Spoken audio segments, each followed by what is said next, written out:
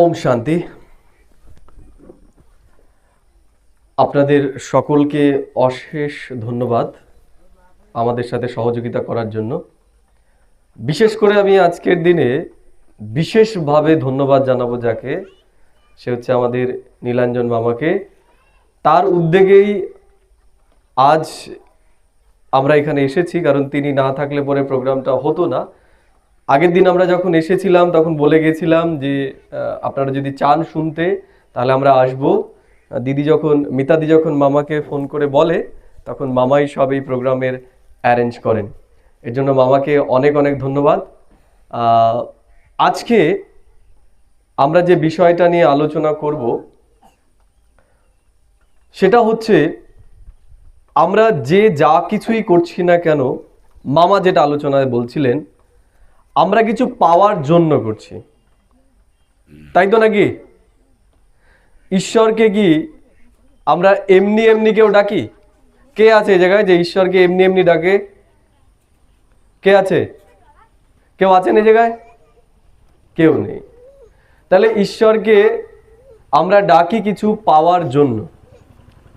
তাহলে আজকেও যে আপনারা এখানে এসেছেন, তাহলে এখানেও নিশ্চয়ই কিছু পাওয়া যেতে পারে। তা আজকে এখান থেকে আমরা কি পেতে পারি, আমরা সেই বিষয়েই আজ আলোচনা করব। আজকে আমাদের আলোচনার মূল বিষয় বস্তুই হচ্ছে সত্য গীতা রহস্য। কি বললাম? সত্য গীতা রহস্য। আপনি সামনে আসুন। আজকের আলোচনা আমাদের সত্য গীতা রহস্য। এই কথাটা আমরা বললাম কেন? গীতা তো আমরা জন্মান্তর ধরে পড়ে আসছি। আমাদের যারা পূর্বপুরুষ ছিল, আমাদের বাবা দাদু, তার বাবা, তারাও পড়েছে। তাহলে আমরা বলছি কেন যে সত্য গীতা রহস্য? যদি আমরা দেখি যে গীতা কি, কে বলবে গীতা কি? গীতা হিন্দুদের ধর্মগ্রন্থ। কোথাও বলেছে গীতা হিন্দুদের ধর্মগ্রন্থ?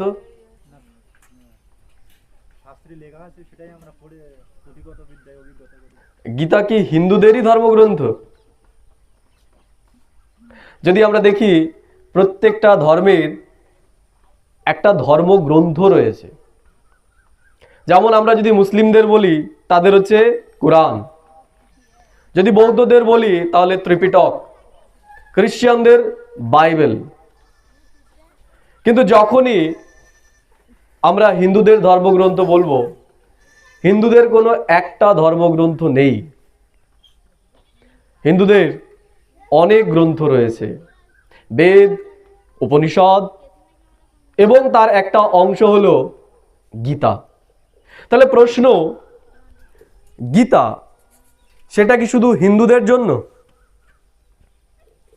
গীতা কে কাকে শুনিয়েছেন?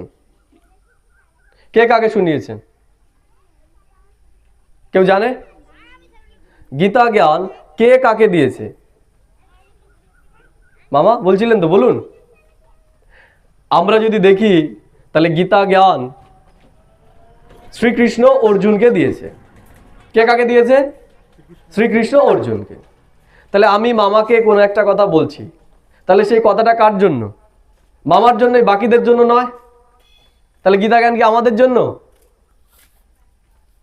তাহলে আমাদের জন্য নয়। অর্জুন কাকে বলেছে? কৃষ্ণ অর্জুনকে বলেছে, আমাদেরকে তো বলেনি। এর জন্যই আমাদের জীবনে গীতা ধারণ হয়নি। ধারণ তো আমরা তখন করব যখন আমাদের বলবে।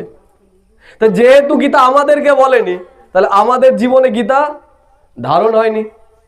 আমরা শুধু গীতা কি করেছি? শুনেছি, গীতাকে জীবনে ধারণ করিনি। মনে করুন আমি ডাক্তারের কাছে গেলাম, আমার জ্বর হয়েছে। ডাক্তার বলল, আমাকে কিছু ওষুধ লিখে দিল। আমি ওষুধগুলো নিলাম, নিয়ে এসে দেখা যাচ্ছে যে আমার রোগ সারছেই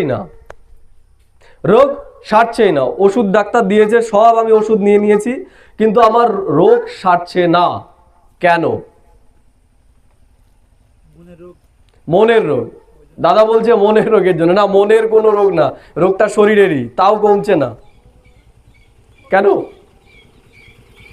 হ্যাঁ, পেছন থেকে আপনি বলুন, নাহলে কাছে আসতে হবে, তাহলে আর প্রশ্ন জিজ্ঞেস করবো না। আর কেউ বলতে পারবে? ডাক্তার ওষুধ দিয়েছে, আমি নিয়েওছি, কিন্তু তবুও আমার জ্বর সারছে না। একদম ঠিক বলেছে। ওষুধ কোথায়? ওষুধ আমার পকেটে রয়েছে, আমি খাইনি। তাহলে বিষয়, আমরা বলছি আমরা খুব ধার্মিক ব্যক্তি, তাই তো? আমরা কোন ধর্মের? হিন্দু ধর্মের। তাহলে যদি প্রশ্ন করা হয়, ঠিক আছে, আপনারা তো সবাই হিন্দু ধর্মের, আপনাদের ধর্মগ্রন্থ হচ্ছে গীতা, তাহলে কিছু বলুন, দুই একটা কথা বলুন যে গীতায় কি আছে, গীতা জ্ঞানে কি আছে সেটা বলুন।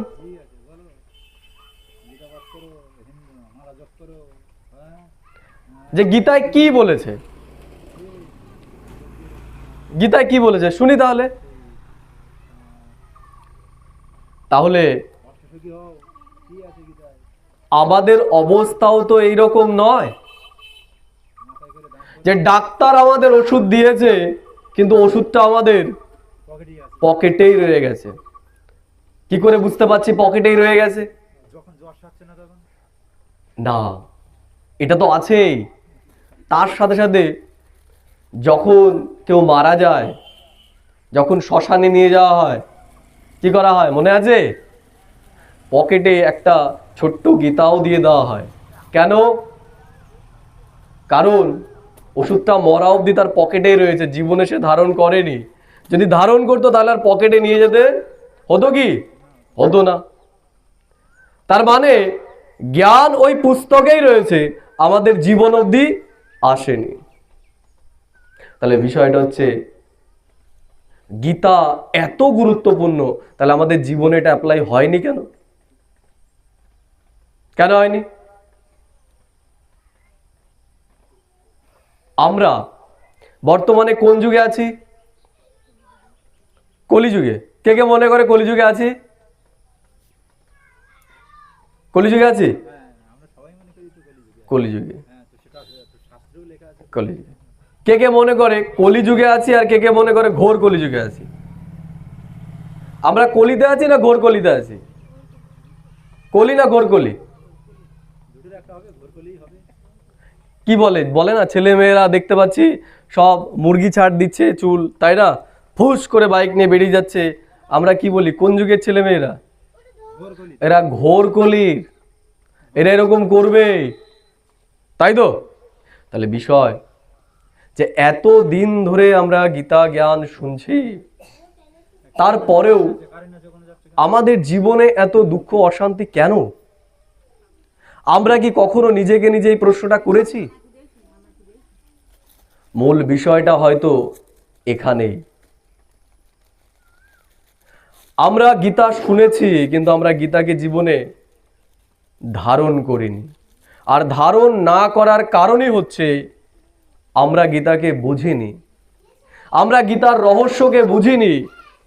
যে গীতাতে শ্রীকৃষ্ণ অর্জুনকে বলেছে না কাকে বলেছে?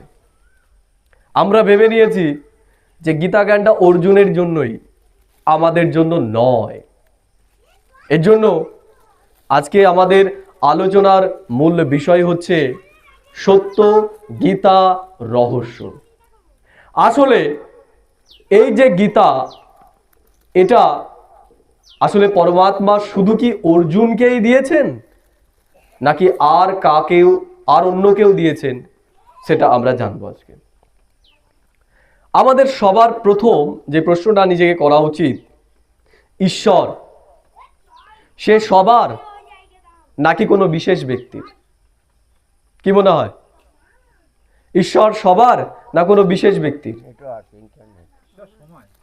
ঈশ্বর সবার না কোনো বিশেষ ব্যক্তির? সময় বলিনি, সবার নাকি? সবার না কোনো এক ব্যক্তির? ঈশ্বর সবার, তাই না? যদি সবার না হতো তাহলে সবাই ডাকতো না। নিশ্চয়ই আমার বাবাকে আপনি বাবা ডাকবেন না। কেন ডাকবেন না? আমার বাবার যে সম্পত্তি সেটার অধিকারী আপনি হবেন না, তাই তো নাকি? যদি অধিকারী হতেন তাহলে আপনিও ডাকতেন বাবা। যদি আপনি জানতে পারতেন যে আমার বাবাকে বাবা ডাকলে পরে আপনিও সেই সম্পত্তির মালিক হবেন, তাহলে আপনিও ডাকতেন, তাই তো নাকি? তাহলে ঈশ্বরকে তো আমরা সবাই স্মরণ করছি কি করছি না? তাহলে ঈশ্বর আমাদের সবার না কোনো বিশেষ একজনের? সবার। তাহলে ঈশ্বর যদি সবার হন, ঈশ্বর যখন কোনো জ্ঞান দেবেন সেটা সবার উদ্দেশ্যে দেবেন না কোনো বিশেষ একজনের উদ্দেশ্যে দেবেন? সবার উদ্দেশ্যে দেবেন। তাহলে ঈশ্বর এক না অনেক? ঈশ্বর এক না অনেক? ঈশ্বর তিনি এক না অনেক? এক। একই তো, সমস্ত মানুষের এক ঈশ্বর। তাহলে ঈশ্বর যদি এক হন, তাহলে তার বাণীও তো নিশ্চয়ই সবার জন্যই হবে। তাহলে গীতা জ্ঞান কি শুধু হিন্দুদের জন্য? দেখি, পৃথিবীতে অনেক ধর্মগ্রন্থ রয়েছে, কিন্তু গীতা এমন একটা গ্রন্থ যাকে বলা হয় শ্রীমৎ ভগবত গীতা। কি বলা হয়? শ্রীমৎ ভগবত গীতা। কেন বলা হয়? শ্রী মানে কি? শ্রী মানে সুন্দর বা শ্রেষ্ঠ। তাহলে শ্রীমৎ, মত মানে মতবাদ, বিচার। শ্রীমৎ ভগবত গীতা, অর্থাৎ এই যে গীতা জ্ঞান, এটা স্বয়ং ভগবানের নিজের মুখের দ্বারা উচ্চারিত হয়েছে। আর পৃথিবীতে বাকি যত গ্রন্থ আছে সেটা কারো মাধ্যমে দেওয়া হয়েছে। যেমন বৌদ্ধদের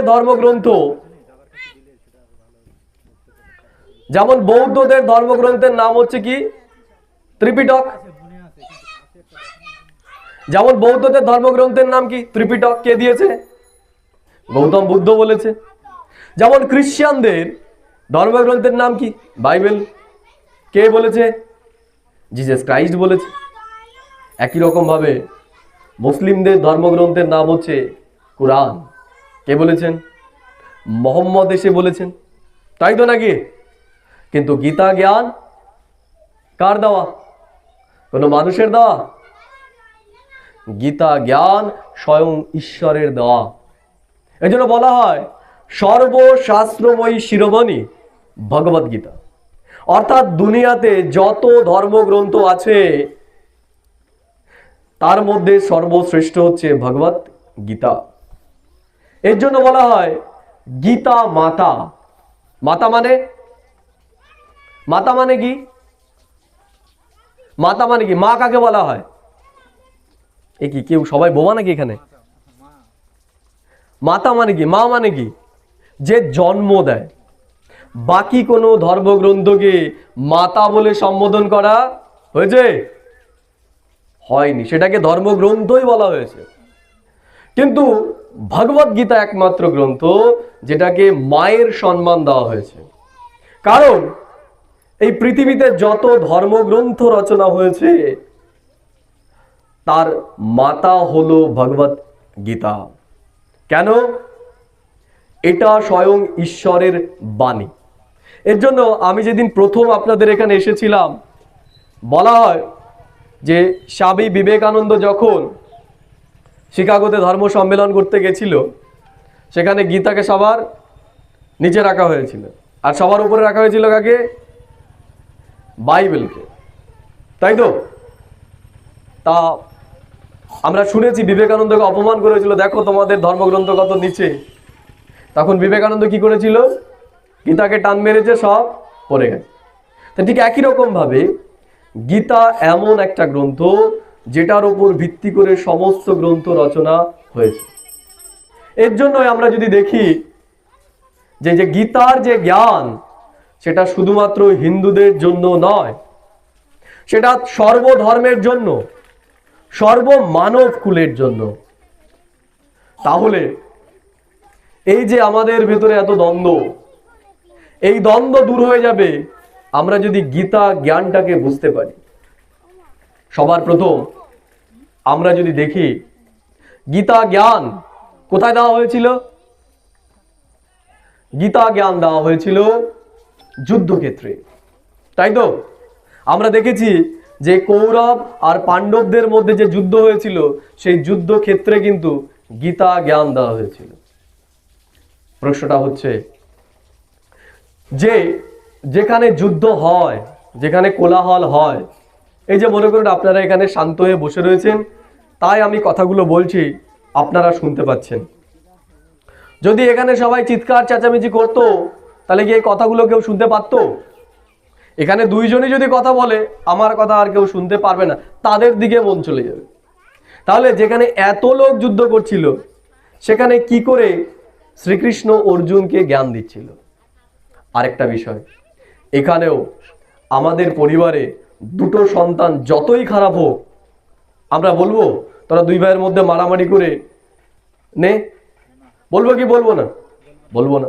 তাহলে ঈশ্বর সে কি করে বলে যে তুমি তোমার কুলের নাশ করে ধর্ম প্রতিস্থাপনা করো?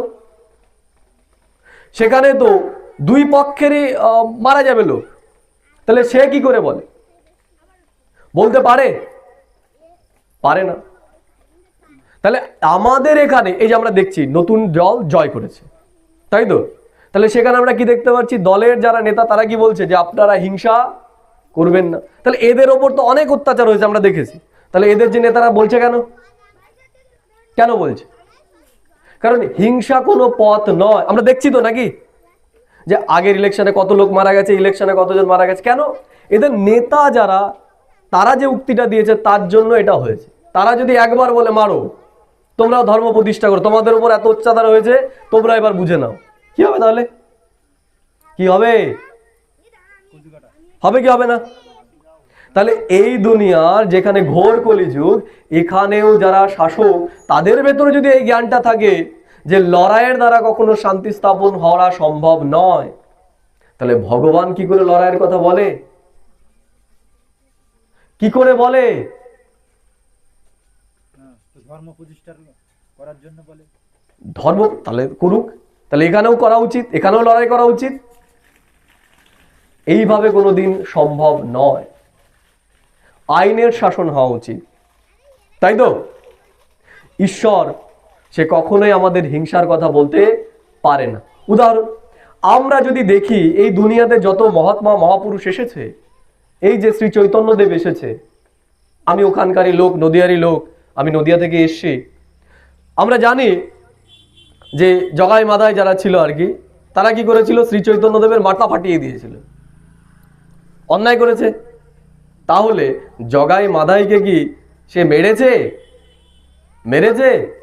মারেনি। সেকে তাকে বরং যারা বুকে জড়িয়ে ধরেছে। তাহলে যদি কলিযুগের কেউ একজন ব্যক্তি ধর্মাত্মা, ভক্তাত্মা, সে পরমাত্মার কৃষ্ণের পুজো করে তার ভেতরে যদি এই জ্ঞানটুকু থাকে, তাহলে কৃষ্ণ সে কি করে এই জ্ঞান দেয়? সে কি করে এই জ্ঞান দেয়? তাহলে বাস্তবিক পক্ষে কিসের কথা বলেছে সেটা আমাদের বোঝা উচিত। কিন্তু এই জায়গায় সমস্ত কিছু হয়ে গেছে। আমরা যদি দেখি যে গীতার মধ্যে যেগুলো দেখিয়েছে, কৃষ্ণকে যেগুলো দেখিয়েছে, সেগুলো যদি এই জায়গার কোনো ছেলে মেয়ে করে, কি করব তাকে? আমরা দেখিয়েছে না, সে সখীদের জামা কাপড় নিয়ে চলে গেছে। আপনি বলুন যে এখানকার কোনো যদি ছেলে এই কাজ করে, কি করবেন আপনারা? তাকে কি করবেন? রাখবেন তাকে? জীবিত রাখবেন? তাহলে যে যাকে আমরা ঈশ্বর বলছি সে কি করে এগুলো করছে? তার মানে যদি কেউ হিন্দু ধর্মকে সব থেকে বেশি অপমান করে থাকে, কারা করেছে? না না না না না না, ধর্মকে না বোঝার জন্য আমরাই করেছি, না জানার জন্য আমরাই করেছি। এই কথাগুলো যখন অন্যান্য ধর্মের লোকেরা শুনবে, তারা এগুলো নিয়েই করবে না, হাসি করবে না যে দেখো এদের ভগবান কি করে বেড়ায়? করবে কি করবে না? এর জন্যই বললাম আজকের আমাদের আলোচনার নাম হচ্ছে সত্য গীতা রহস্য। বোঝা গেল যে গীতার মাধ্যমে কি বোঝাতে চেয়েছে সেটা আমরা জানব। একটা বিষয়, গীতা জ্ঞান ঈশ্বর কেন দিয়েছেন? অধর্মের বিনাশ করে ধর্মের পুনর্স্থাপনা করার জন্য তিনি দিয়েছেন। অধর্ম, তাই না? আমরা দেখেছি যে গীতা মহাভারতের যুদ্ধের পর পাণ্ডব এবং কৌরব উভয়েরই কি হয়েছিল? স্বর্গলাভ হয়েছিল, তাই তো? স্বর্গলাভ মানে কি? সুখ শান্তির দুনিয়া। তাহলে আমরা যে গীতা জ্ঞান শুনছি, তাহলে আমাদেরও সদ্গতি হওয়ার কথা ছিল। তাহলে আমরা যত দিন যাচ্ছে আমাদের দুর্গতি হচ্ছে না সদ্গতি হচ্ছে? কি হতে হচ্ছে? সদ্গতি না দুর্গতি? দুর্গতি। কেন? আচ্ছা, কেন? কারণ আমরা গীতাটাকে বুঝতে পারিনি। আমরা গীতাটাকে বুঝতে পারিনি। এর জন্য সবার প্রথমেই যেটা আলোচনা হয়েছে গীতাতে, মহাভারতে যে শ্লোকটা আছে, যে ধৃতরাষ্ট্র সঞ্জয়কে বলছে, হে সঞ্জয়, ধর্ম ক্ষেত্র কুরুক্ষেত্র পর ক্যা হো রা হ্যায় তুম মুঝে বাতাও। এটাই তো বলেছে যে ধর্মক্ষেত্র কুরুক্ষেত্রে কি হচ্ছে সেটা তুমি আমাকে বলো। বলা উচিত কি ছিল? যুদ্ধক্ষেত্র। কেন বলছে ধর্মক্ষেত্র কুরুক্ষেত্র? কেন বলছে? যুদ্ধক্ষেত্র তো ধর্মক্ষেত্র হতে পারে না, সেখানে যুদ্ধ হচ্ছে, তাহলে বলা উচিত ছিল কি? যুদ্ধক্ষেত্রে। তাহলে কেন বললো যে ধর্মক্ষেত্র কুরুক্ষেত্রে কি হচ্ছে সেটা তুমি আমাকে বলো। দেখি, মনে করুন আপনি কোনোদিন মিথ্যে কথা বলেননি, আপনার বাড়ি থেকে শিক্ষাও দেওয়া হয়েছে যে মিথ্যে কথা বলো না। দেখা গেল আপনি কোথাও একটা কাজ করেন, ঠিক আছে? দেখা গেল সেই কাজটাকে আপনাকে যদি বাঁচিয়ে রাখতে হয়, আপনার যে ওপরে রয়েছে সে বললো তোমাকে এই মিথ্যে কথাটা বলতে হবে। তুমি যদি এই মিথ্যে কথা না বলো তাহলে তোমার চাকরি থাকবে না। আপনি কি করবেন? তখন যদি আপনাকে কেউ বলে কিরে তোর মনটা খারাপ কেন, আপনি কি বলবেন? কি বলবেন? কি বলি আমরা? আমরা একটা কথা বলি, ড্যাশ সংকটে পড়েছি। কি সংকটে? কি সংকটে? ড্যাশ সংকট। কি সংকট? অর্থ সংকট না। আপনাকে মিথ্যা কথা বলতে বলছে আর আপনি মিথ্যা কথা বলেন না। কি সংকট? ধর্ম সংকট। বলি না আমরা যে আমি বড় ধর্ম সংকটে বলেছি, আমি মিথ্যা কথা বলি না, কিন্তু যদি আমাকে কাজটা বাঁচিয়ে রাখতে হয় আমাকে কি করতে হবে? মিথ্যে কথা বলতে হবে। তা আমি বড্ড ধর্ম সংকটে পড়ে গেছি যে আমি এখন কি করব, তাই তো নাকি? বলি কি বলি না? বলি তো। তাহলে এটা কি করে ধর্ম সংকট হয়? সত্য মিথ্যার ব্যাপার তো, তাহলে আমি বলতে পারতাম। ধর্ম সংকট বলছি কেন? কেন বললাম? আমার স্বভাব হচ্ছে সত্য কথা বলা, আমার ধর্ম হচ্ছে সত্য কথা বলা, কিন্তু সে করতে বলছে কি? আমার ধর্মের বিরুদ্ধে। আমার যেটা স্বভাব সত্য কথা বলা তার বিরুদ্ধে, তার মানে কি মিথ্যা আমাকে বলতে হবে। তাহলে এটা কি? আমার ধর্ম বিরুদ্ধ মানে অধর্ম। তাহলে এই যে যুদ্ধটা, বলবো কি বলবো না, এই যুদ্ধটা কোথায় হচ্ছে? কুরুক্ষেত্র। তাহলে কুরুক্ষেত্রটা কোথায়? কোথায় কুরুক্ষেত্রটা? আমার বাইরে না ভেতরে? ভেতরে না বাইরে? আমার ভেতরে। আমার মন বুদ্ধির মধ্যে দ্বন্দ্ব চলছে, কি করব কি করব না, কি করব কি করব না, হয় কি হয় না? হয় তো। তাহলে এটাই হচ্ছে প্রকৃত ধর্ম সংকট, এটাই হচ্ছে প্রকৃত ধর্মক্ষেত্র কুরুক্ষেত্র। কারণ আমরা যে যা কিছুই করছি না কেন, কোথা থেকে করছি? এই যে আমি কথাগুলো বলছি, মুখে দিয়ে বলছি, এমনি এমনি বেরিয়ে আসছে? তার জন্য আমাকে কি করতে হচ্ছে? প্রথমে চিন্তা করতে হচ্ছে, আমি কি কথা বলবো কি বলবো না। তাহলে এই যে চিন্তা করছি, যেটা আমি চিন্তা করছি সেটাই তো আমি বলছি। তাহলে প্রকৃতপক্ষে আমার কর্মটা কোথায় নির্মাণ হচ্ছে? যেমন এই যে মাইকটা, আমি যদি কথা না বলি এ কিছু বলতে পারবে?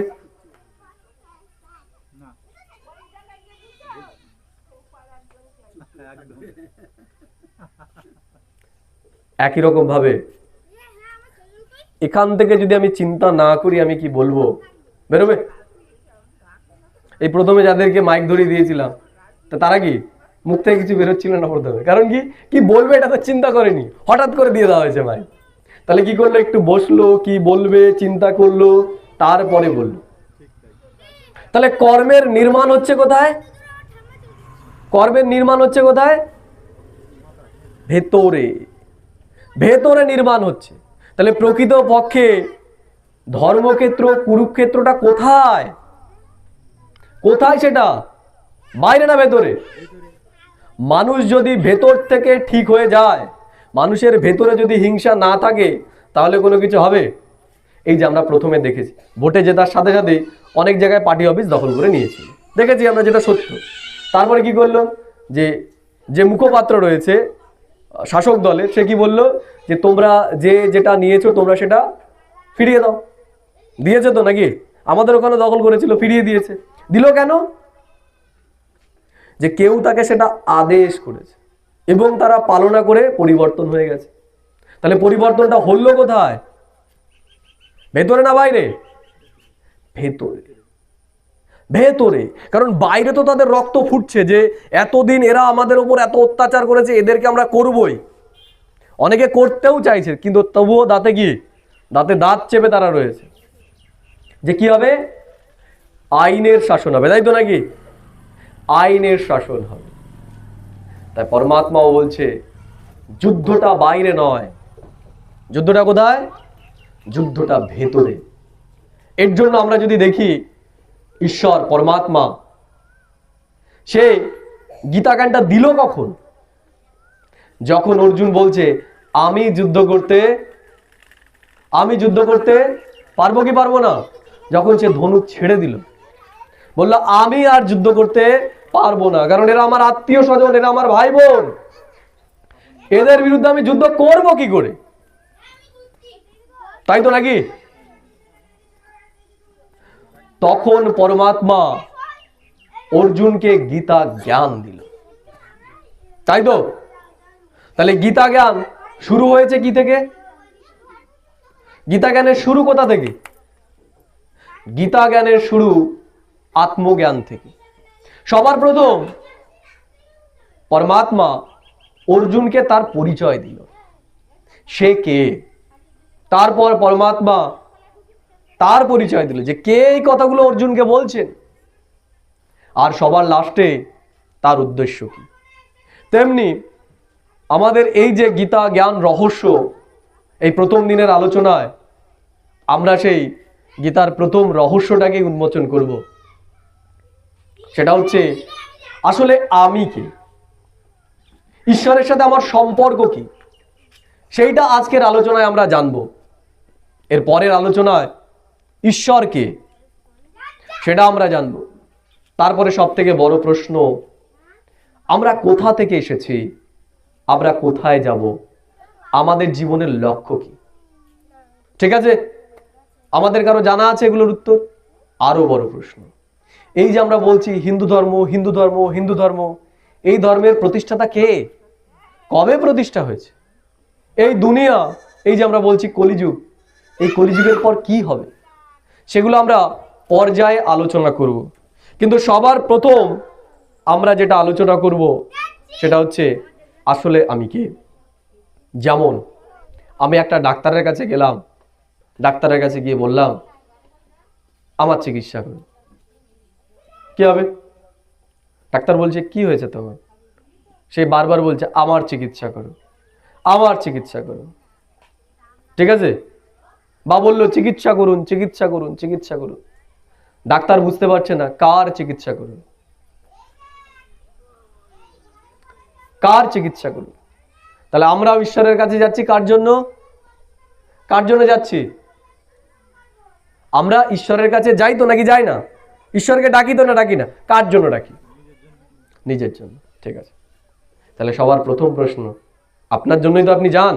তাহলে ঈশ্বর যদি আপনাকে জিজ্ঞেস করেন বাপু তুমি কে, তোমার পরিচয় কি, আপনি কি বলবেন?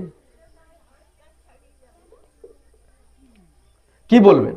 এই যে যেমন দেখছি দাদা আজকে খুব আগে অনেক করেছে, আজকে আমাদের সাথে থাকার কথাও ছিল, উনি চেয়েও ছিলেন থাকতে, কিন্তু একটা কারণে থাকতে পারেননি, সেটা হচ্ছে অন্নপূর্ণা ভান্ডার যে দেওয়া হচ্ছে সেগুলোর ফর্ম ফিল আপে তিনি ছিলেন। বিষয়টা হচ্ছে যে সরকার ফর্ম ফিল আপ করার কি দরকার? আমরা পশ্চিমবঙ্গেরই তো সবাইকেই দিতে পারে, ফর্ম ফিল আপ করার কি দরকার? কেন দরকার? দরকার আছে কোনো?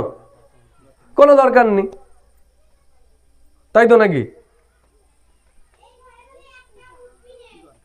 দরকার আছে কেন? দরকার কেন?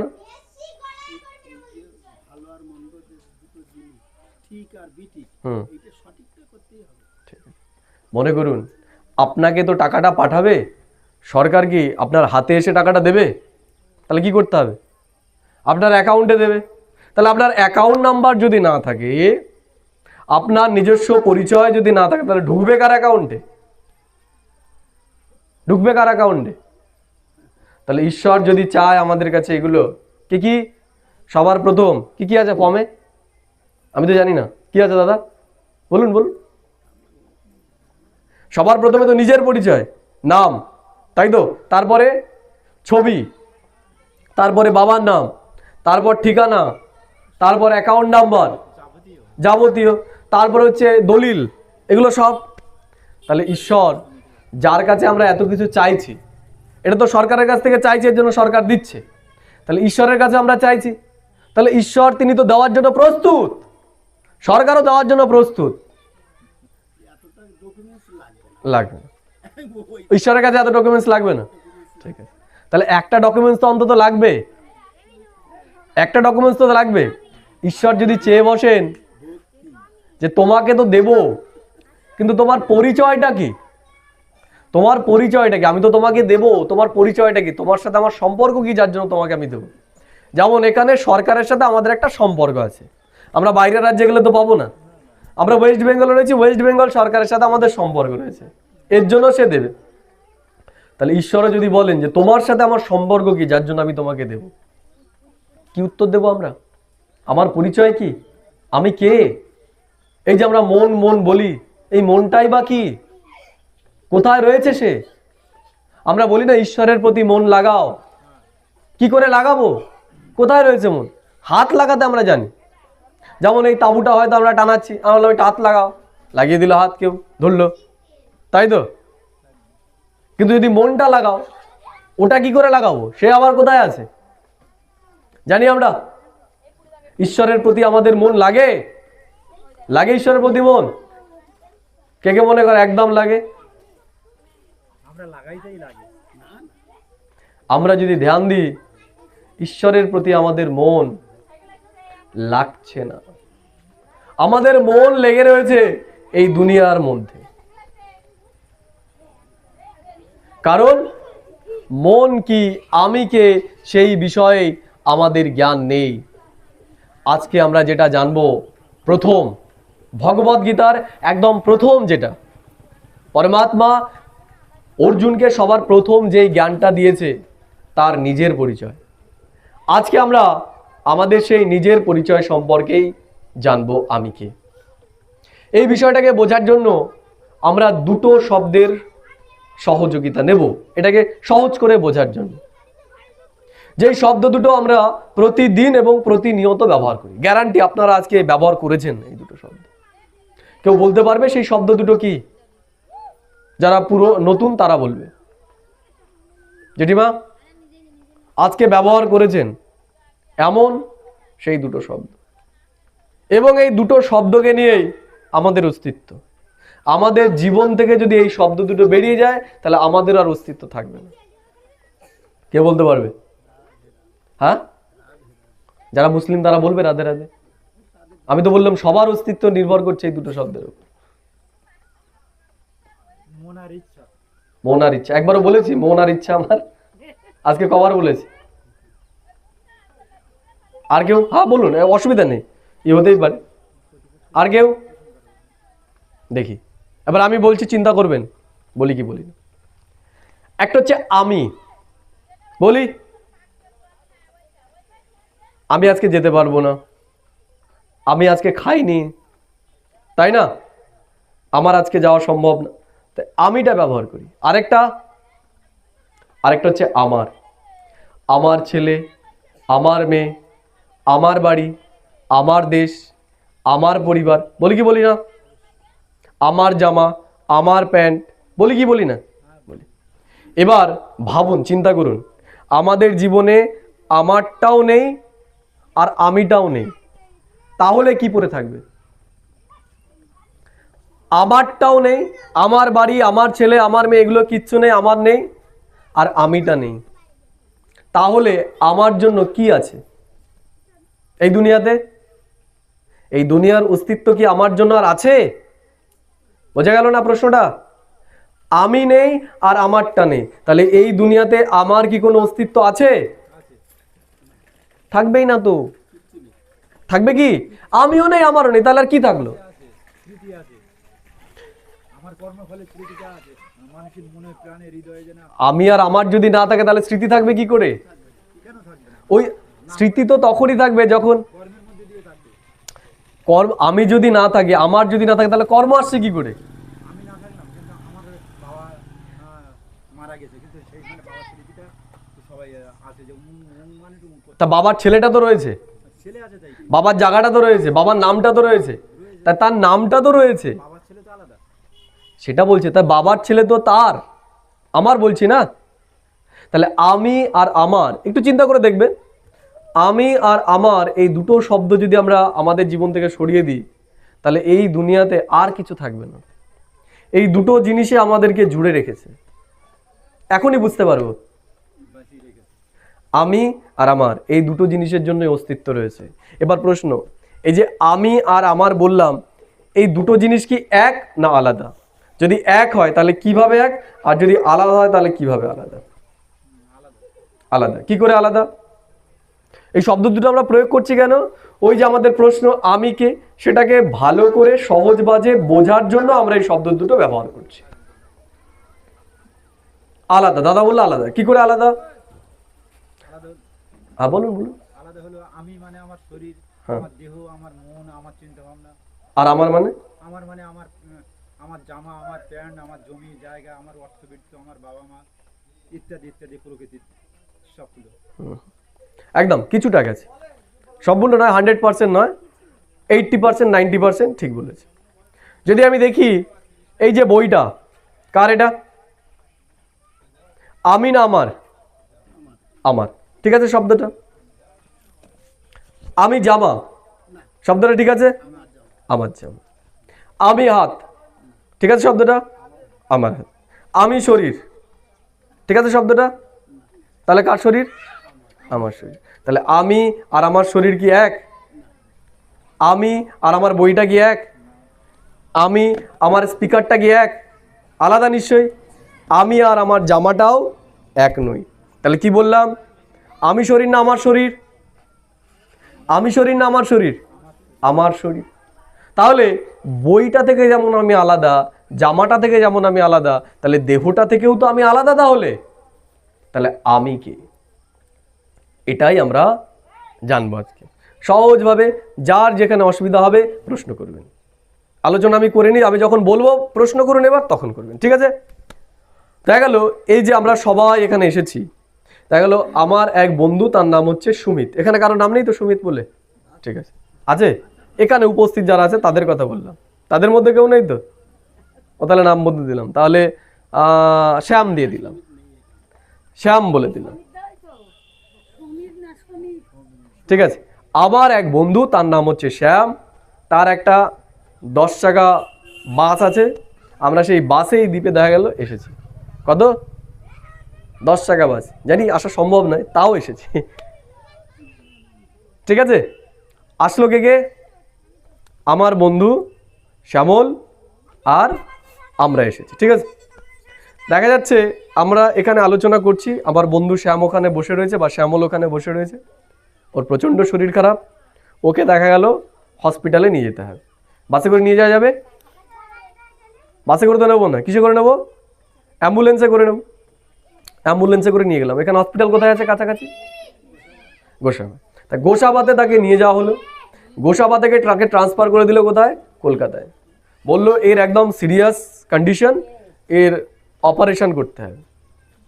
তো দেখা গেল যে কলকাতায় নিয়ে গিয়ে তাকে অপারেশন করা হচ্ছে। অপারেশন করতে করতে ডাক্তার বলল সরি, এনাকে আর বাঁচানো গেল না।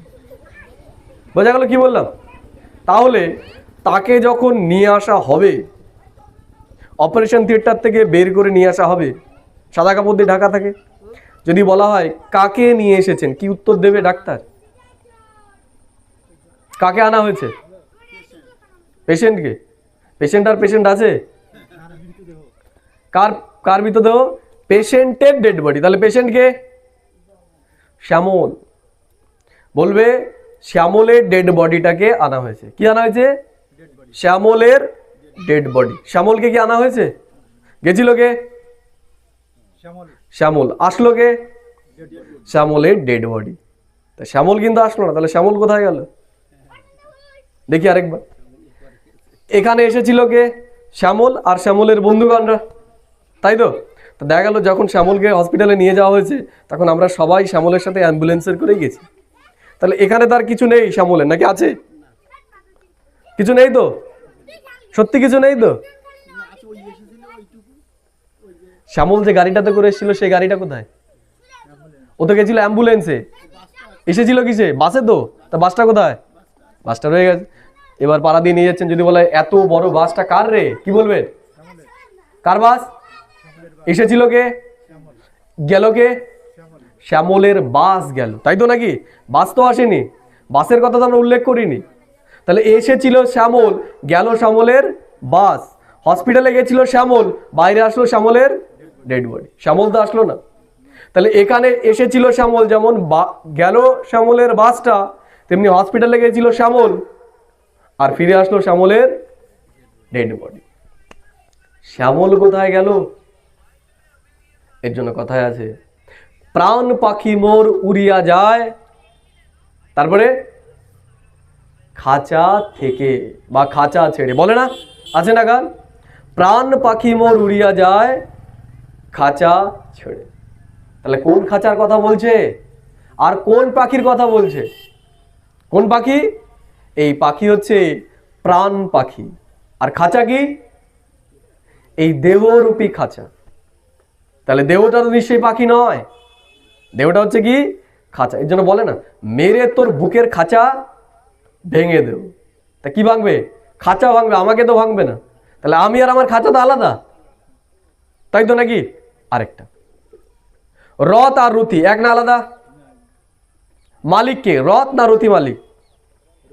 রথি মালিক। মেন কে? রথ না রথি? রথি। রথি যদি না থাকে রথ চলবে? চলবে না। ঠিক আছে, যখন কারো বয়স হয়ে যায়, যখন কারো বয়স হয়ে যায়, হাঁটাচলা করতে পারে না, কি বলে তারা? কি বলে? কেউ যদি জিজ্ঞেস করে ঠাকুমা বা দাদু তোমার কি হয়েছে, কি বলবে? একটা কথা বলে কিন্তু এই রথ দিয়েই, মনে আছে কি বলে? যে বাবা রথ বল পড়ে গেছে তো এখন আর কেউ আমাদেরকে ডাকে না। কি বল? রথ বল। মানে রথ কাকে বলছে? এই শরীরটাকে রথ বলছে। তাহলে শরীরটাকে চালাচ্ছে কে? আমি রথি, আমি রথি, আমি প্রাণ পাখি। তাহলে সেই আমিটাকে, শরীরটা তো তাহলে আমি নই, শরীর থেকে তো আমি আলাদা, তাই তো নাকি?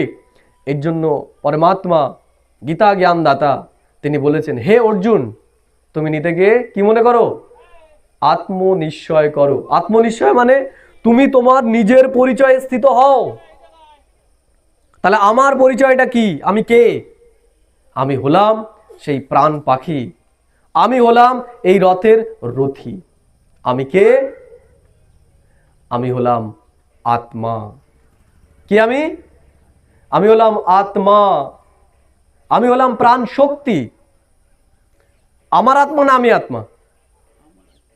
আমার আত্মা। কে কে মনে করে আমার আত্মা? আত্মা শব্দটার অর্থ কি? আত্মা শব্দটার অর্থ কি? আমরা যদি আত্মা শব্দটাকে ভাঙি তাহলে দুটো শব্দ পাবো, আ যুক্ত তম। এতক্ষণ বলেছি বই আমার, স্পিকার আমার, জামা আমার, দেহ আমার। তাহলে আমার আমার বলতে বলতে এতটা স্পিড হয়ে গেছে, এতটা স্পিড হয়ে গেছে যে সবকিছু আমার বলে ফেলছি। এবার বলে ফেলছি যে আত্মাটাও আমার, আত্মাটাও আমার। এবার ঈশ্বর বলছে একটু থামো, স্পিড বেশি হয়ে গেছে, এই জায়গাটা এবার তোমাকে থামতে হবে।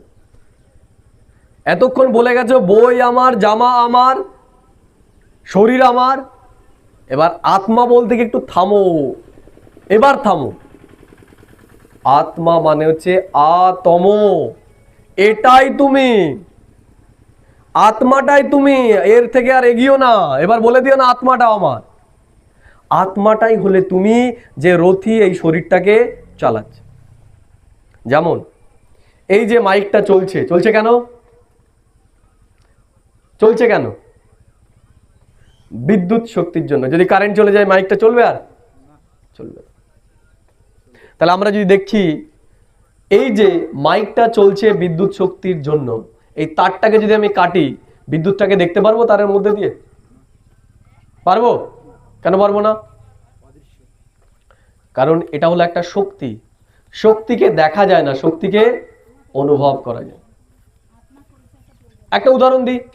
যেমন মনে করুন গরম হাঁড়ি বা গরম কড়াই, গরম হাঁড়ি বা গরম কড়াই। আমরা কোনো বাচ্চা যদি হাত দিতে যাই কি বলি? হাত দিস না, ছ্যাঁকা লাগবে। ও যদি বলে কই দেখা যাচ্ছে না তো, কিন্তু যদি হাত দেয় তাহলে ছ্যাঁকা লাগবে, তাই তো নাকি? তাহলে শক্তিকে দেখা যায় না, শক্তিকে অনুভব করা যায়।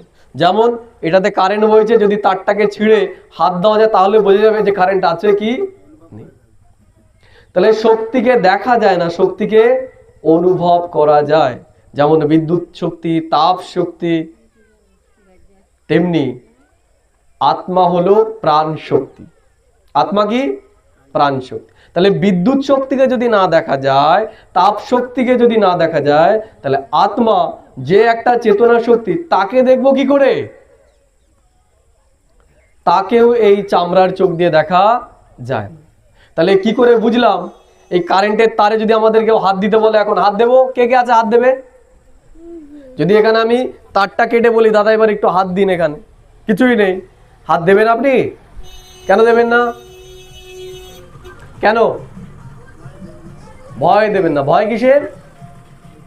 যে আপনি দেখতে পাচ্ছেন আমি এটাতে মাইক্রোফোনে কথা বলছি, কথা হচ্ছে, তার মানে এটাতে কারেন্ট, কারেন্ট আছে। দেখা যাচ্ছে? দেখা যাচ্ছে না। একটা বাচ্চাকে যদি বলা হয় ও কিন্তু হাত দিয়ে দেবে, কেন? বুঝতে পারছে না। তাহলে কিছু কিছু জিনিস আছে যেগুলোকে দেখা যায় না, কিন্তু কি করতে হয়? জ্ঞানের দ্বারা বুঝতে হয়, জ্ঞানের দ্বারা দেখতে হয়। আপনি দেখতে পাচ্ছেন কিসের দ্বারা? জ্ঞানের দ্বারা, যেটাতে কারেন্ট আছে। একটা বাচ্চা যদি বলে হাত দাও, হাত দাও, দেখা যাচ্ছে না তো, আপনি কি বলবেন? না রে, এর মধ্যে কারেন্ট আছে। কিসের দ্বারা জানলেন?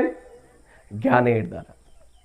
তাহলে কিছু কিছু জিনিস আছে যেগুলোকে আমরা এই চামড়ার চোখ দিয়ে দেখতে পাই না, যেগুলোকে দেখতে গেলে কি দরকার?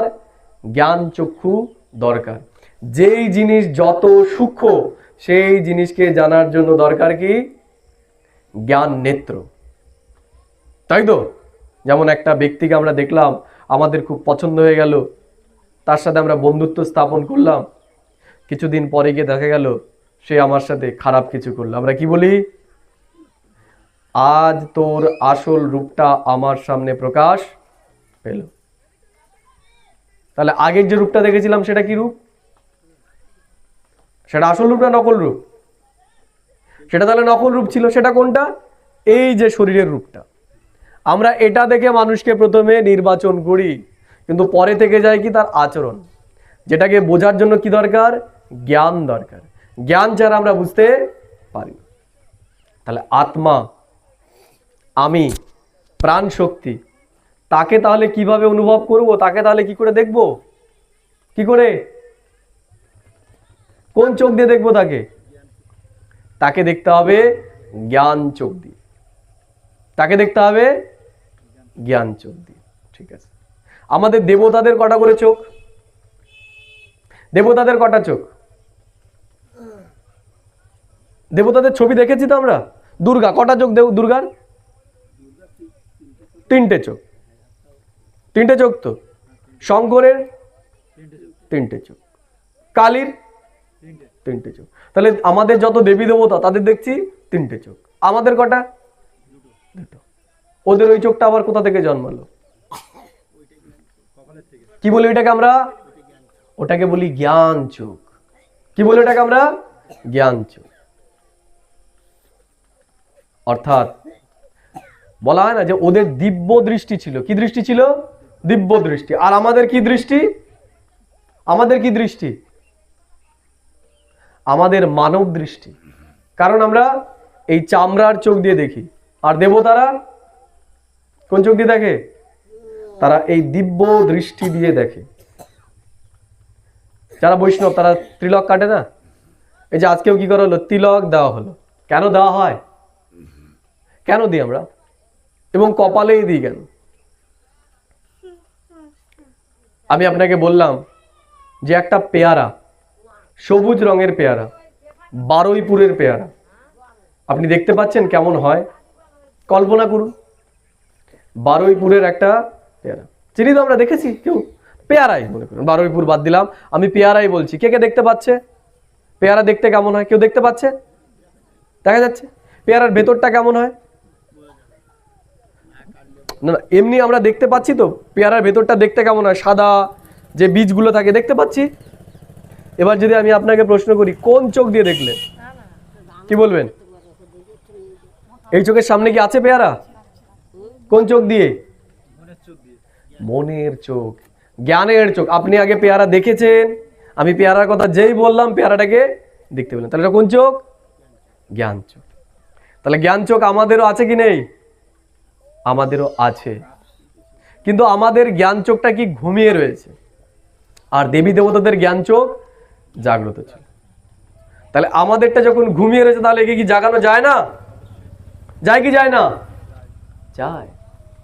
অর্জুনেরও এই অবস্থা ছিল। অর্জুনেরও জ্ঞানের চোখ ঘুমিয়েছিল। অর্জুন কি দেখতে পাচ্ছিল? তার ভাই বন্ধুদের দেখতে পাচ্ছিল। কিন্তু পরমাত্মাকে সে দেখতে পাচ্ছিল? সে কি দেখছিল? সে আত্মাদেরকে দেখতে পাচ্ছিল। এর জন্য বলেছে না, আমি এদেরকে মেরেই রেখেছি, এদেরকে তুই কি মারবি? বলেছে না যে তুই ধর্ম স্থাপনের জন্য শুধু এগুলো করছিস, এদেরকে তুই মারছিস না।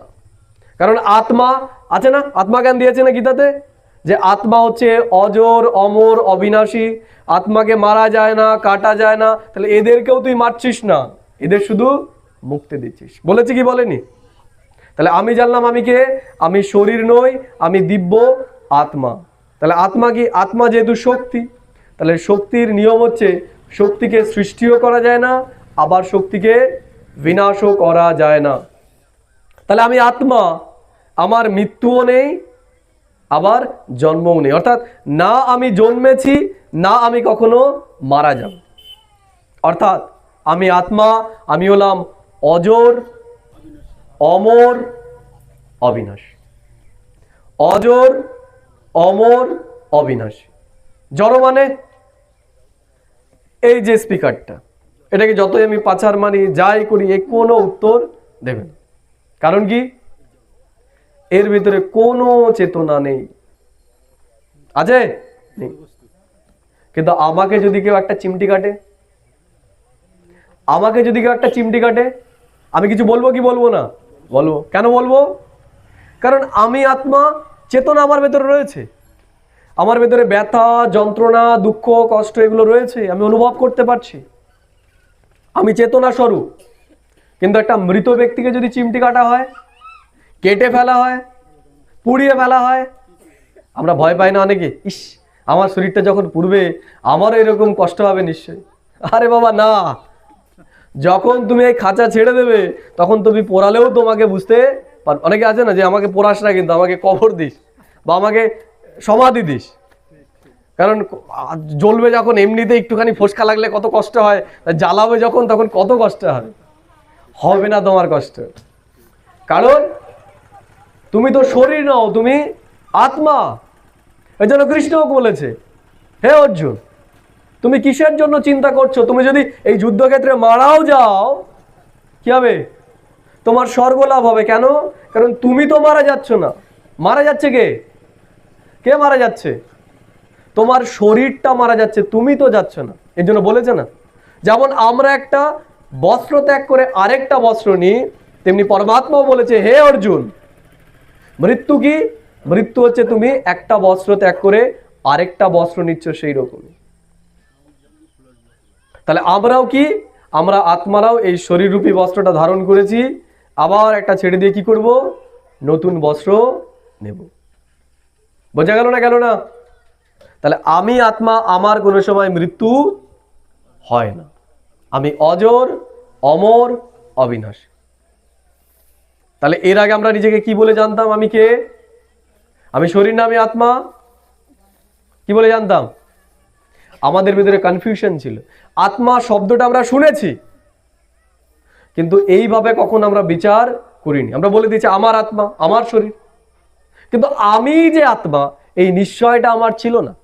এই জন্য পরমাত্মা বলেছে নিশ্চয় বুদ্ধি বিজয়ন্তী, সংশয় বুদ্ধি বিনাশন্তি।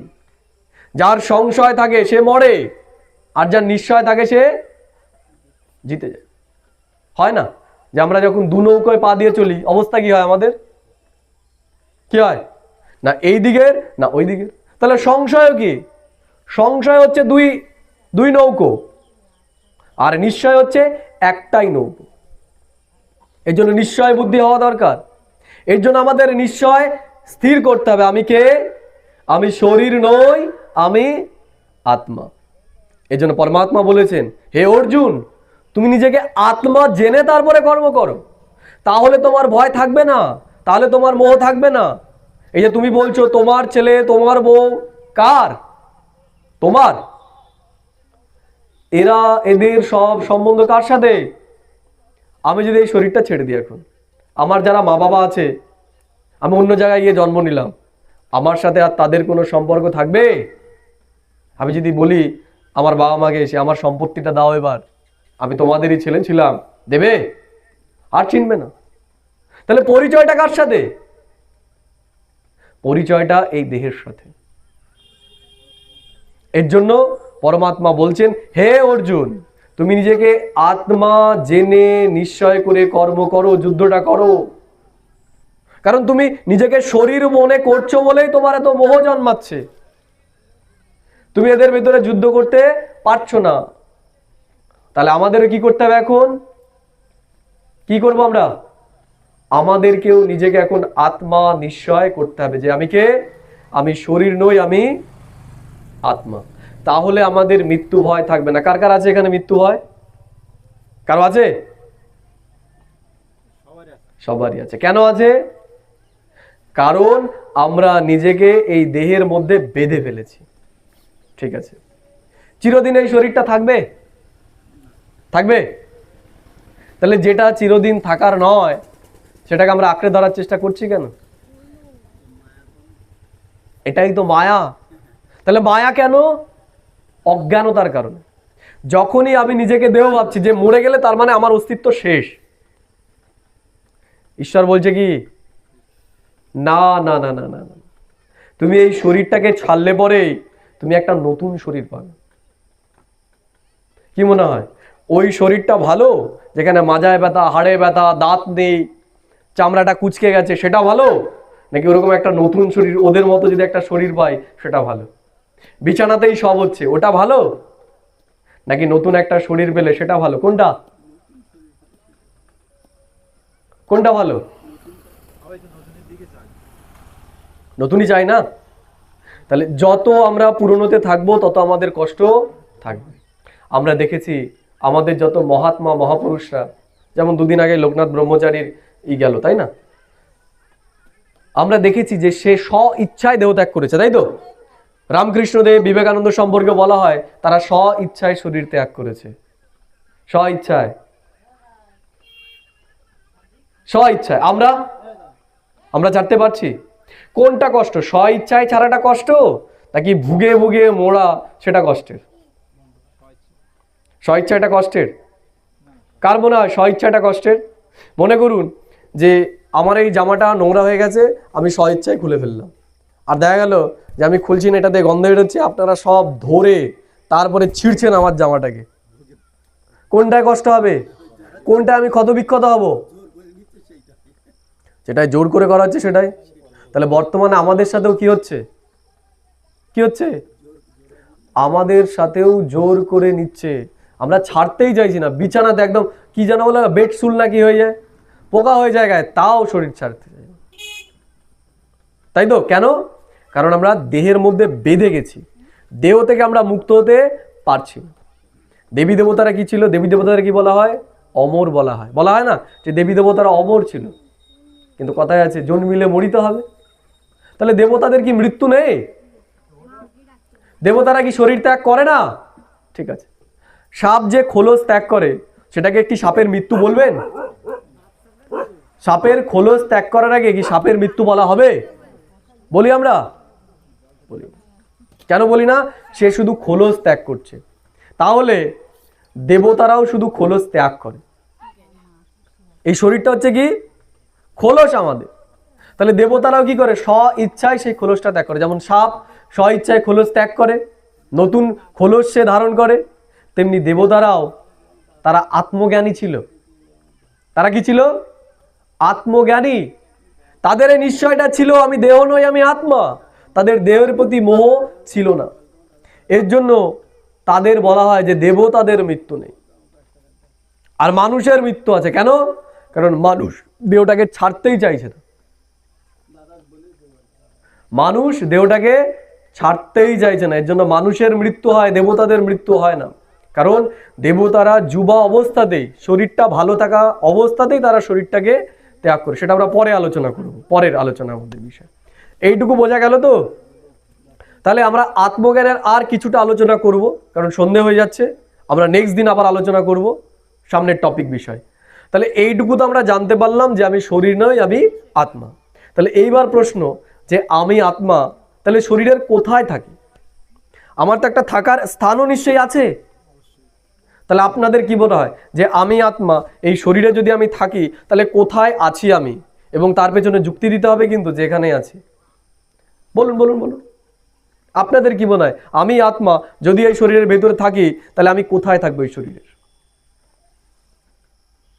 যেমন পাখি খাঁচার ভেতরে যখন থাকে একটা ডাল দেয় না, তাহলে সে তো ওই ডালের ওপরে গিয়ে থাকে। তাহলে আমাদের সেই ডালটা কোথায় যেখানে আমি আত্মা থাকি? হৃৎপিণ্ডে। আর কার কার মনে হয় হৃৎপিণ্ডে আছি? ঠিক আছে, আর কেউ অন্য কিছু? সবার মনে হচ্ছে হৃৎপিণ্ডে। আর কারো কিছু মনে হলে বলতে পারেন। উনি বললেন হৃৎপিণ্ডে। ঠিক আছে, দেখিয়ে মনে করুন আপনি একটা গাড়ি কিনেছেন, গাড়িটাকে চালাতে হবে। আপনি কোথায় বসে চালাবেন? পেছনের সিটে? সামনের সিটে? সামনের তো দুটো সিট থাকে, কোন সিটটায়? ড্রাইভারের সিট, তাই তো? তাহলে শরীরটা কি গাড়ি? তাহলে আপনি এই শরীরের কোন জায়গাটায় থাকবেন? ড্রাইভারের সিটে নিশ্চয়ই, যেখান থেকে শরীরটাকে চালাতে সুবিধা হবে, তাই তো? তাহলে আমাদের কর্মেন্দ্রিয় কটা? 5টা কর্মেন্দ্রিয়। কি কি? চক্ষু, কর্ণ, নাসিকা, জিহ্বা, ত্বক। তাহলে 5টা ইন্দ্রিয়ের মধ্যে ম্যাক্সিমাম ইন্দ্রিয় কোথায় আছে? কোথায় আছে? আমাদের সব থেকে পঞ্চ ইন্দ্রিয়, যে সব ইন্দ্রিয় কোথায় আছে? শরীরের কোন অংশে? কোথায়? চক্ষু, কর্ণ, নাসিকা, জিহ্বা, ত্বক। কোথায় আছে? সব মাথায়। ঠিক আছে, বর্তমানে দেখছি আমরা হার্ট সার্জারি হচ্ছে, হার্ট রিপ্লেস হচ্ছে, তাই তো? তাহলে হার্ট রিপ্লেস করে প্লাস্টিকের হার্ট বসিয়ে দিচ্ছে, আমরা দেখতে পাচ্ছি। তাহলে বেঁচে থাকছে কি করে যদি হার্টে থাকে? দেখি, চিন্তা করে কে? আত্মা না দেহ?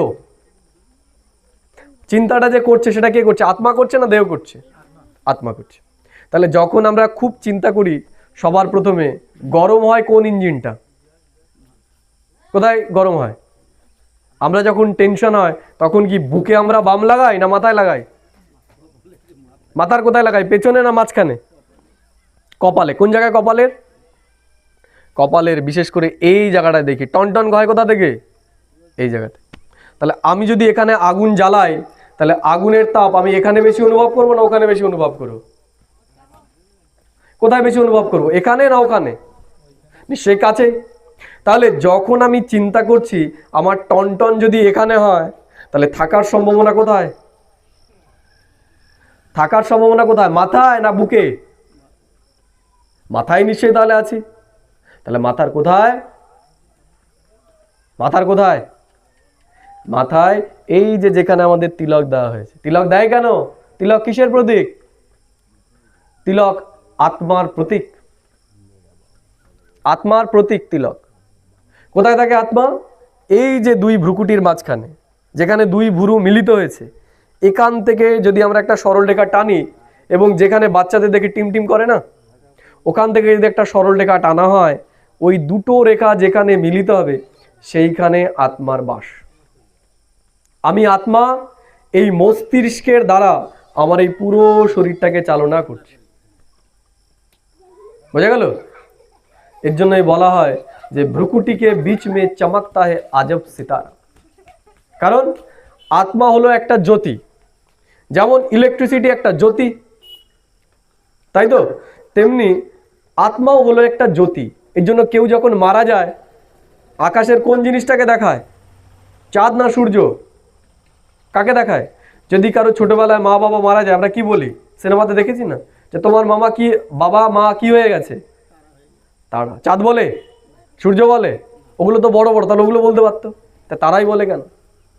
কারণ আত্মা হচ্ছে একটা দিব্য জ্যোতির বিন্দু।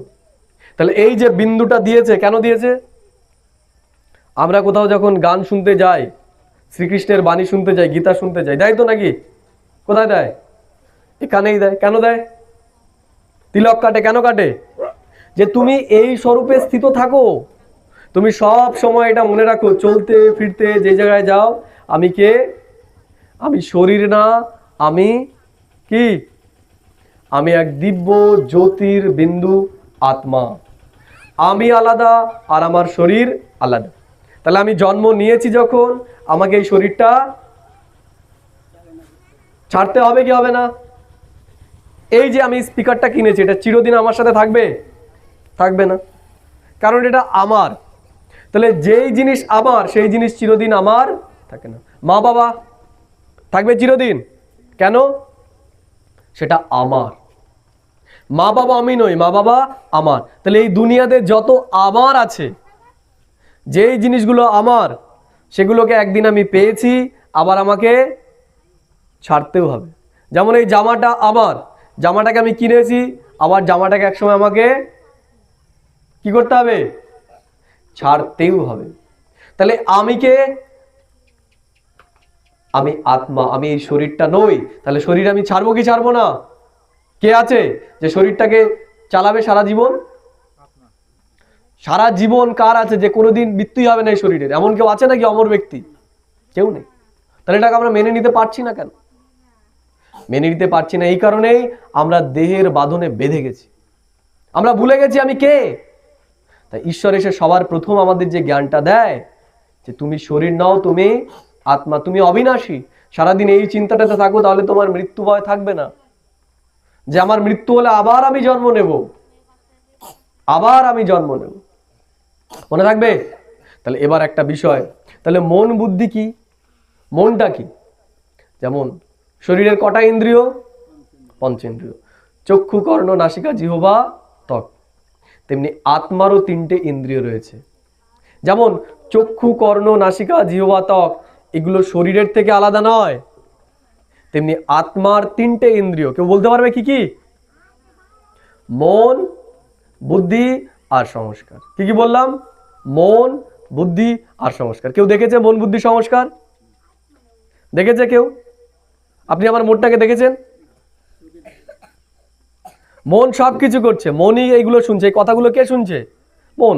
যারা মন দিয়ে শুনবে তাদেরই ভালো লাগবে, যারা কান দিয়ে শুনবে তাদের ভালো লাগবে না। কারণ আমি একটা কিছু খাচ্ছি, যদি সেটা আমার মুখ অব্দি না যায়, মনে করুন আমি শরবত খাচ্ছি, আমি কি করলাম? মুখটাকে বন্ধ করে ঢালছি, কি হবে? কেমন স্বাদ বুঝতে পারবো? তাহলে স্বাদ বোঝার জন্য কি করতে হবে? আমাকে মুখটা খুলে হা করে জিভে সেটা ঢালতে হবে। যদি ঘট ঘট করে শুধু গলাতে ঢালি, তাহলেও তো স্বাদটা পাবো না। পাবো কি? পাবো। তাহলে কি করতে হবে? আমাকে চুমুক দিয়ে খেতে হবে, কারণ জিভে স্বাদ রয়েছে। তেমনি যতক্ষণ আমরা মন দিয়ে না শুনবো, ততক্ষণ এই কথাগুলোকে আমরা অনুভব করতে পারবো না। তাহলে যাদের ভালো লাগছে তারা মন দিয়ে শুনছে, আর যাদের ভালো লাগছে না তার মানে তারা মন লাগাতে পারছে না। তাই তো নাকি? যেখানে আমাদের মন লাগে সেটাই আমাদের ভালো লাগে, যেখানে মন লাগে না সেটা আমাদের ভালো লাগে না। তাহলে মনটা কি? মন হচ্ছে আত্মার একটা ইন্দ্রিয়। বুদ্ধি কি? বুদ্ধিও আত্মার ইন্দ্রিয়। আত্মার আরেকটা ইন্দ্রিয় আছে যার নাম হচ্ছে সংস্কার। তাহলে কি কি আত্মার? মন, বুদ্ধি, সংস্কার, এই তিনটে হচ্ছে আত্মার ইন্দ্রিয়। বোঝা গেল কি বললাম? তাহলে আমি যখন যাব, আমি কি এই মন, বুদ্ধি, সংস্কার ছেড়ে যাব না নিয়ে যাব? ছেড়ে যাব না নিয়ে যাব? আমি নিয়ে যাব। তাহলে আমি আমার মন, বুদ্ধি, সংস্কার নিয়ে এসেছিলাম, আবার আমি আমার মন, বুদ্ধি, সংস্কার নিয়ে যাব। আমরা বলি না যে এর দেখো সংস্কারটাই কেমন, এর পরিবারের কেউ তো এরকম নয়। হয় না যে অনেক ছেলে মেয়ে আছে মিথ্যা কথা বলে বা চোর, তো তার পরিবারে দেখা যাচ্ছে সবাই শিক্ষিত, হয় কি হয় না? তাহলে তার বাবা মা শিক্ষিত, সে এরকম হলো কি করে? আমরা তখন বলি ও জন্ম থেকে এটা নিয়ে এসছে, এটা ওর জন্মগত সংস্কার, তাই তো? তার মানে আগের জন্মে ওর চোরের সংস্কার ছিল, সেটাই ও নিয়ে এসেছে। তাহলে আমরা যে বলি খালি হাতে এসেছি খালি হাতে যাব, কথাটা ঠিক না ভুল? ঠিক না ভুল? ভুল। আমরা কেউ খালি হাতে আসিনি, আমরা কেউ খালি হাতে আসিনি, আবার খালি হাতে যাবও না। কিন্তু যেগুলো আমরা করছি সেগুলো কিছু নিয়ে যেতে পারবো না। পারবো? টাকা পয়সা, বাড়িঘর নিতে পারবো না। তাহলে নিয়ে যাব কি? নিয়ে যাব কি? নিয়ে যাব পুণ্য, নিয়ে যাব অভিশাপ। কি নিয়ে যাই আমরা? পুণ্য আর অভিশাপ। স্থূল বস্তু আত্মা নিয়ে যেতে পারে না, সূক্ষ্ম বস্তু নিয়ে যায়। মন, বুদ্ধি, সংস্কারও সূক্ষ্ম, এবং এই অভিশাপ এবং আশীর্বাদ, এই দুটোও কি? সূক্ষ্ম। তাহলে আত্মা নিয়ে আসে কি? আত্মা মন, বুদ্ধি, সংস্কার এবং তার সাথে আশীর্বাদ বা অভিশাপ নিয়ে আসে, এবং যায়ও সে কি নিয়ে? মন, বুদ্ধি, সংস্কার নিয়ে, আর আশীর্বাদ বা অভিশাপ নিয়ে। আমরা দেখি যে কেউ যখন জন্মায়, কারো জন্ম হচ্ছে সোনার চামচ মুখে নিয়ে, আর কার জন্ম হচ্ছে কোথায়? আস্থা করে। তাহলে বিষয়, সে তো কোনো কর্মই করলো না, তাহলে তার জন্ম এমন হলো কেন? কেন হলো? সে তো কেবল জন্ম নিয়েছে, তার সাথে এরকম হচ্ছে কেন? কেন হচ্ছে কে বলতে পারবে? কারণ ওই যে বললাম, আমরা কেউ খালি হাতে তো আসি না। আমরা পূর্বের যে কর্ম, সেটা পাপ বা পুণ্য, সেটাকে নিয়ে আসি। তাহলে যে সোনার চামচ মুখে দিয়ে জন্মেছে, সে কি করেছে? সে আগের জন্মে পুণ্য জমা করেছে। আর যে আস্থা করে যার জন্ম, সে কি? সে অভিশাপ নিয়ে জন্মেছে বলেই তার জীবনটা এরকম। আমরা বলি না, যখন আমাদের দুঃখ হয় আমরা কি বলি? জানি না কার অভিশাপে আমার এই অবস্থা। বলি কি বলি না আমরা কথাটা? বলি কি বলি না? বলি। আবার যখন লটারি লেগে যায়, আমরা বলি যে ভগবানের আমার উপর আশীর্বাদ বা কৃপা হয়েছে, লোকের আশীর্বাদ, তাই না? এই যে ভোটে যারা জিতে গেছে, বলে না জনগণের আশীর্বাদে জিতেছি। আর অভিশাপে, যারা অভিশাপ করিয়েছে তারা কি হয়েছে? অভিশাপ যারা করিয়েছে তাদের অবস্থা কি? তারা হেরেছে। তাহলে লোকের আশীর্বাদ এবং অভিশাপ, সেটাই আমরা সাথে নিয়ে যাই। বাকি এই যে আমরা যা কিছুর পেছনে ছুটছি, এগুলো কিছুই আমরা নিয়ে যেতে পারবো কি পারবো না? তাহলে আমাদের ধ্যান দেওয়া উচিত কিসের উপরে? কিসের উপরে? পুণ্য কর্মের ওপরে, সৎ কর্মের ওপরে, তাই তো নাকি? তাহলে প্রত্যেকটা দুনিয়ার মানুষ যদি সৎকর্ম করা শুরু করে, এই দুনিয়াটা কেমন হবে? কেমন হবে? ধর্মের দুনিয়া হবে না অধর্মের দুনিয়া হবে? এর জন্যই পরমাত্মা আমাদেরকে ধর্মের জ্ঞান দেয়। ধর্ম কি? আমি আত্মা, আমার ধর্মটা কি? আমার ধর্ম কি? পুণ্য কর্ম করা। আমার কর্ম কি? কল্যাণ করা। এই যে আজকে যেমন আমরা এখানে এসেছি, আমরা কেন এসেছি? কেন এসেছি?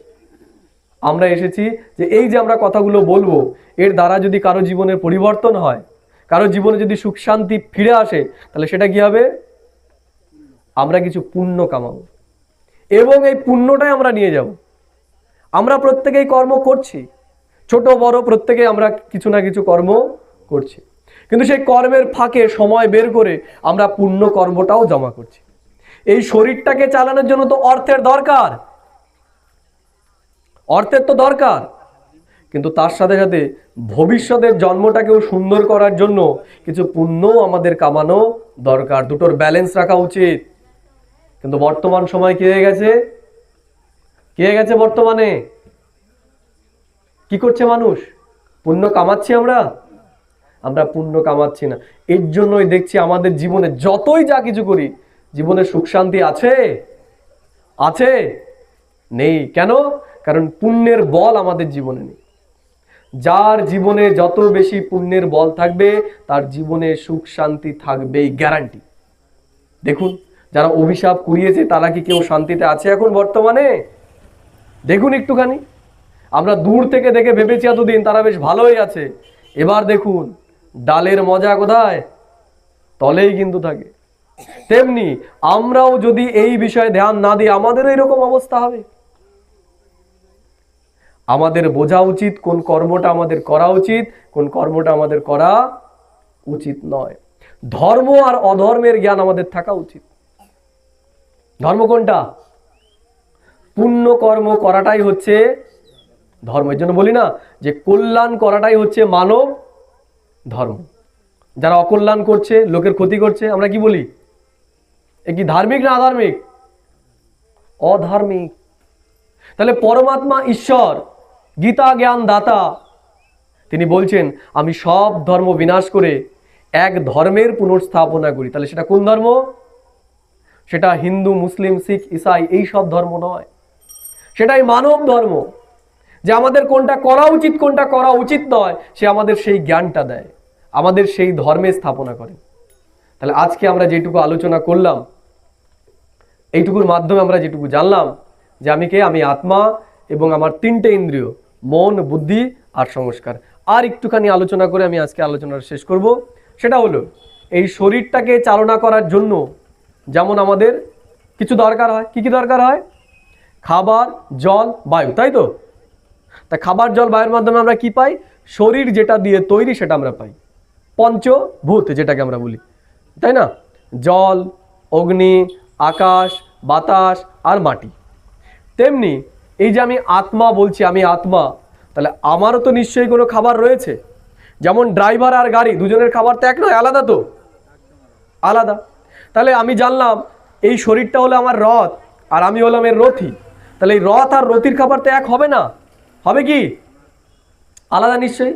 তাহলে এই শরীরের খাবার তো ভাত, রুটি, ডাল এগুলো। তাহলে আমি আত্মা, রথী, আমার খাবার কি? কে বলবেন? আজকে লেট হয়ে গেল, না হলে এই বিষয়ে আমরা একটু ডিটেলস আলোচনা করতাম। আমরা এইটুকু জেনেই আজকে শেষ করব। তাহলে আমি রথী, আমার খাবার কি? কে বলবেন? যেমন আমাদের যদি 3 মিনিট শ্বাস প্রশ্বাস না নিই আমাদের অবস্থা কেমন হবে? হাসপাস হাসপাস করবে, চাই আমরা সেটা। তাহলে কোন জিনিসটা আমরা জীবনে প্রত্যেকেই ছুটছি সেই জিনিসটার প্রতি, কিন্তু পাচ্ছি না। কেউ বলুন, তাড়াতাড়ি বলুন, আমি বলে দিচ্ছি। একজন বলুন, যা ইচ্ছা এবিসিডিও বলতে পারেন কিছু মনে না বললে। কেউ? আমরা সবাই চাই, হিন্দুরাও চায়, মুসলিমও চায়, খ্রিস্টান, কারণ আমরা সবাই আত্মা। তাদেরও যেমন শরীর আছে তাহলে তারাও আত্মা, তাদের শরীর সেও আত্মা। তাহলে যেমন হিন্দুদেরও খাবার দরকার, জল দরকার, দরকার তো নাকি দরকার নেই? যারা মুসলিম তাদের দরকার নেই জল টল কিছু, সবারই দরকার, কারণ তাদের শরীর আছে। তাহলে তাদের শরীর আছে, তাদের আত্মাও আছে, তাহলে তাদেরও ওটা দরকার, আমারও দরকার। দেখি তাহলে এমন কে আছে যার শান্তি চাই না? আছে কেউ এখানে? শান্তি দরকার নেই। এমন কে আছে যার প্রেম দরকার নেই? এমন কে আছে যার আনন্দ দরকার নেই? আছে কেউ? তাহলে আমরা যদি দেখি আমি আত্মা, আমার খাবার হচ্ছে সুখ, শান্তি, আনন্দ আর প্রেম। আমরা প্রত্যেকেই এই 4টে জিনিসের পেছনে ছুটছি, যেই থাকি না কেন, হিন্দু হোক, মুসলমান হোক, ছোট হোক, বড় হোক, মেয়ে হোক, ছেলে হোক, যেই হোক না কেন, আমরা সবাই এই 4টে জিনিস চাই, সুখ, শান্তি, আনন্দ আর প্রেম। তাহলে প্রশ্ন, এই সুখ, শান্তি, আনন্দ, প্রেম এটা পাবো কি থেকে? ঈশ্বর বলছেন যে সুখ, শান্তি, আনন্দ, প্রেম পাওয়া সম্ভব জ্ঞানের থেকে। কি জ্ঞান? পবিত্র জ্ঞান। তাহলে আত্মার শক্তি কি কি? আত্মার শক্তি হচ্ছে সাতটা: সুখ, শান্তি, আনন্দ, প্রেম, পবিত্রতা, জ্ঞান এবং শক্তি। এই সাতটা জিনিস আত্মার দরকার। অর্থাৎ আমি আত্মা যা কিছুই করছি এই সাতটা জিনিসের জন্যই করছি। তাহলে আমাদেরও জীবনে যদি সুখ শান্তি পেতে হয়, তাহলে এই আত্মজ্ঞানের কথা আমাদেরকে শুনতে হবে। তাহলে আজকে আমরা আমাদের আলোচনাটা এই জায়গায় সমাপ্ত করব। আজকে আমরা গীতার প্রথম পার্ট, আত্মজ্ঞানের পার্ট, সেটা আমরা কমপ্লিট করলাম। যেহেতু সময় আজকে অল্প ছিল, আমরা অল্প বিস্তরে এটাকে ব্যাখ্যা করলাম, শর্টে আমাদের আলোচনা করতে হলো। যদি আমরা সময় একটু বেশি পেতাম বা সবাই আগে আসতো, তাহলে এইটুকু আমরা আরো ভালো করে বুঝতে পারতাম যে কি করে আমরা আমাদের জীবনে সুখ শান্তিটা পাবো। আমরা উদাহরণের মাধ্যমে বুঝতে পারতাম। যাই হোক, অন্ধকার হয়ে গেছে, এখন আর সম্ভব নয়। আমরা 2 মিনিট একটু মেডিটেশন করব আজকে, ঠিক আছে? আমি কমেন্ট দেব, আপনারা সেটা অনুভব করবেন, ঠিক আছে? চিন্তা করবেন সেগুলো। একটু সোজা হয়ে বসবো, আর 2 মিনিট সোজা হয়ে বসবো আমরা, এবং নিজেকে রিল্যাক্স ছেড়ে দেব, এবং ধীরে ধীরে আমরা শ্বাস নেব আর শ্বাস ছাড়ব। আমি 1 বলার সাথে সাথে আপনারা ধীরে ধীরে শ্বাস নেবেন, আর 2 বলার সাথে সাথে ধীরে ধীরে শ্বাস ত্যাগ করবেন। 1,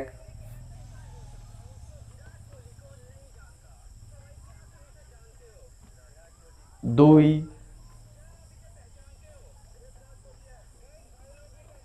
এবার নিজের শরীরটাকে সম্পূর্ণরূপে ঢিলা ছেড়ে দিন এবং মন বুদ্ধিকে এই সাংসারিক জগৎ থেকে সরিয়ে নিয়ে নিজের ভেতরে একাগ্র করুন। আজ আমরা নিজেকে জানব, আজ আমরা নিজেকে চিনব, আজ আমরা নিজের মনের গভীরে একাগ্র করব। আমি আমার মন বুদ্ধিকে আমার অন্তর জগতে একাগ্র করছি। আমি আমার বুদ্ধির নেত্রের দ্বারা নিজেকে একটু দেখার চেষ্টা করব। একটা খুব শান্ত পরিবেশ দেখার চেষ্টা করি বুদ্ধির নেত্রের দ্বারা। আমি সেই শান্ত পরিবেশে বসে আছি, খোলা আকাশের নিচে।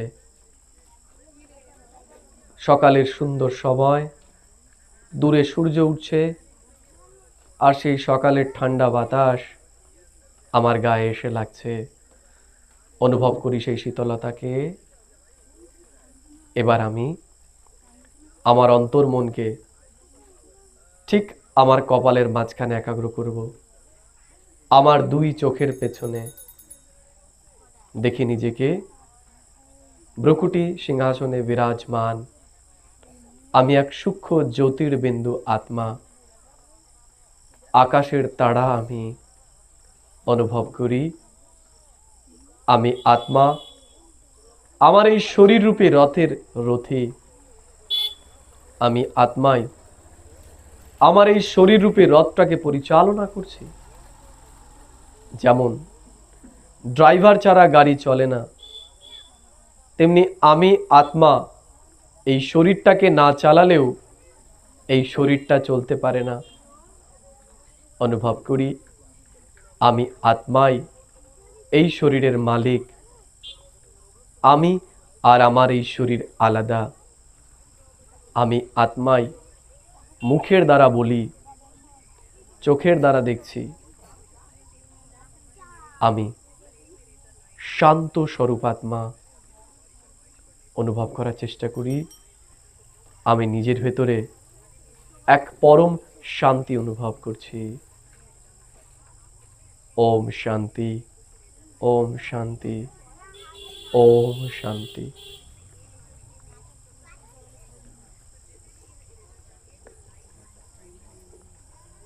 সকলকে অনেক অনেক ধন্যবাদ এতক্ষণ বসে শোনার জন্য। যারা মাইকের আওয়াজ শুনতে পাচ্ছেন তাদেরকেও অনেক অনেক ধন্যবাদ। আপনাদের সকলকে কালকে নিমন্ত্রণ রইল। কালকে আমাদের আলোচনা ঠিক 4টের থেকেই শুরু হবে। কালকে আমরা খুবই ইম্পর্ট্যান্ট একটা বিষয় নিয়ে আলোচনা করব। আজকে আমরা আত্মার পরিচয় জানলাম, কাল আমরা ঈশ্বরের পরিচয় জানব, যে ঈশ্বর তিনি কে, তিনি কোথায় থাকেন। এর জন্য আমরা আশা করব যে আপনারা প্রত্যেকেই কালকে যথা সময়ে চলে আসবেন, তাহলে আমরা সময়টাও বেশি পাবো এবং আমরা সুষ্ঠুভাবে আমাদের আলোচনাটা করতে পারবো। সকলকে ওম শান্তি, সকলে ভালো থাকবেন, সকলকে অনেক অনেক ধন্যবাদ। এবং সবার লাস্টে আমি আরেকবার নিরঞ্জন দাকে অনেক অনেক ধন্যবাদ জানাবো আজকে এত সুন্দর একটা দিন আমাদেরকে উপহার দেওয়ার জন্য। নিরঞ্জন দাকে অনেক অনেক ধন্যবাদ।